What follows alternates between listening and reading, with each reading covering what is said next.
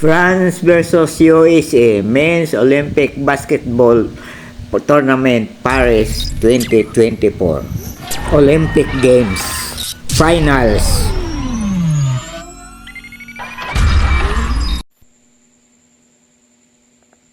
Walo ang lamang ng US sa halftime, 49-41. Hanggang sa 2 minutes 22 seconds na lang ang nalalabi at walo pa rin ang lamang ng US. Pero naging 3 na lang, 1 minute 50 seconds pa. Naka 3 points si Curry at naka-layup si Booker. Naka 3 points si Wembanyama. 2 pang 3 points ang nagawa ni Curry. At nagtapos ang laro sa 11 points na kalamangan ng US. Umiyak si Wembanyama. Si LeBron James na inis kay Yabusel dahil dinakdakan siya ng harap-harapan. Mababa sa kanya si Yabusel pero ang taas tumalon. At nahirapan si LeBron na makawala, mahigpit magbantay.